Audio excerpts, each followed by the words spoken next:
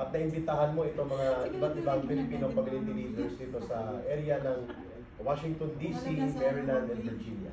Gaano kahalaga ba ito in the light that we are coming now towards elections? Mga 2 linggo na lang halos, no? Okay, go ahead, Brother Philip.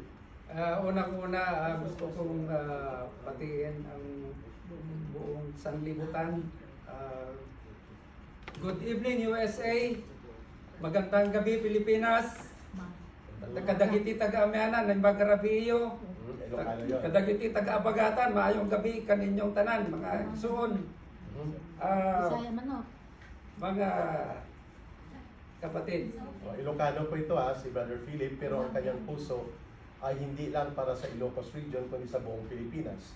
At ang iyong loyalty daw ay hindi sa tao, kundi sa tamang prinsipyo ng tamang pamumuno sa ating bansa. Correct. That's why you're speaking out and standing up para dito sa nagaganap na nabubulok na sistema ng gobyerno ng Marcos Romualdez. Tama may correct sa nakuha kong unang panayam sa iyo nung pumarap ka ng matapang at dinala mo ang letter of position and manifesto ng mga Filipino community sa Amerika tungkol sa panawagan itigil na ang panggigipit at illegal na pagkakadetenir ni Pangulong Duterte.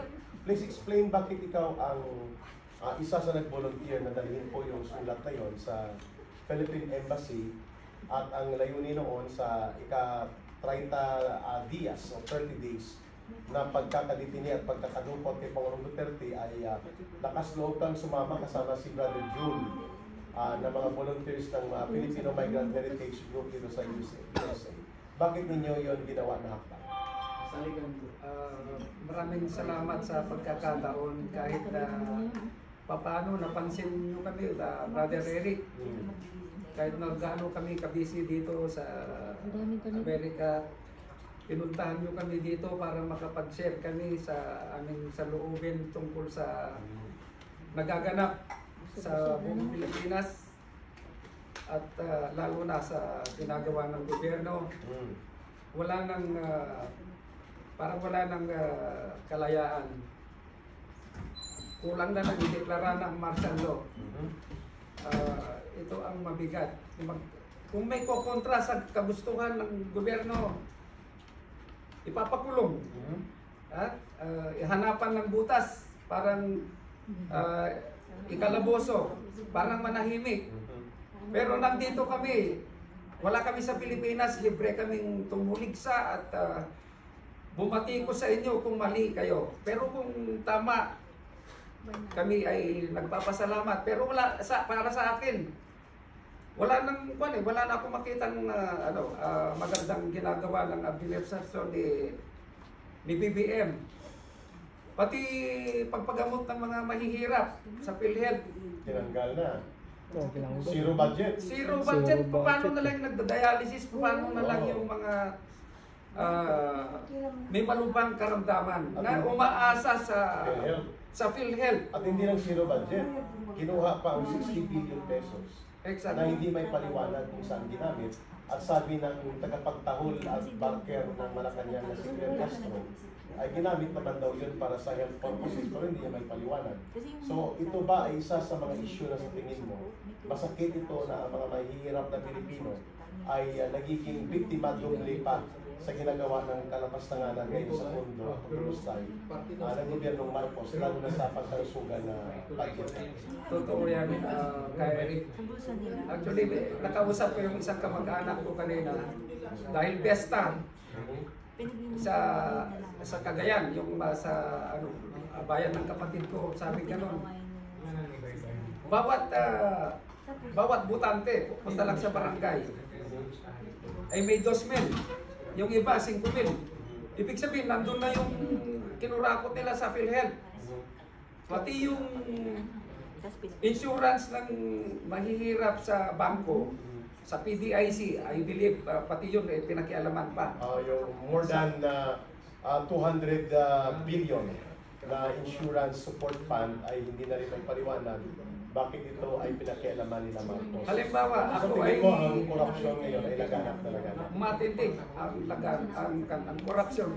Totoo, si President Duterte nung siya ay nag-presidente, totoo mayroong korupsyon. Pero at least na umpisa niya paano babalisin ang mga kurap na opisyal. Ha? Ikumpara ngayon lantaran, harap-harapan. Kaya please lang, sana naman yung makapal ng pagmumukha ng mga nasa kongreso na nilinin lang ang taong bayan. Kunwari, ayuda galing sa bulsa nila, pero sa totoo lang, yun ang binayad nila sa bis. Ngayon, Eric, maraming nagtatanong sa akin nung unang interview, maraming tumawag ng mga kamag-anak ko, mga kaibigan, bakit daw ako pumanig sa Duterte, samantalang Ilocano ako. Totoo yung sabi nyo kanina, na ako ay hindi bibilib sa isang tao, kundi sa bayan. At ang hangarin ko, makatulong man lang ako kahit konti sa pagunlad ng Pilipinas. Sana ay hindi bigyan pa tayo ng pagkakataon ng Panginoon na magkaroon ng isang leader na may malinis na hangarin na sana mapabuti ang ating bansa para sa ating susunod na henerasyon. Kaya ang sobrang pasalamat ko sa isang kapatid na nandito na ang kanyang layunin ay hahanapin yung mga nagsusuporta at nagmamahal sa bansang Pilipinas.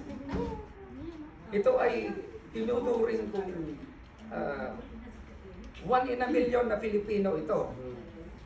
At sa sobrang tapang at talino, mula nung lumabas siya sa lungga niya, kasama si Doc Badoy, nung simula sa pool, yung programa nila,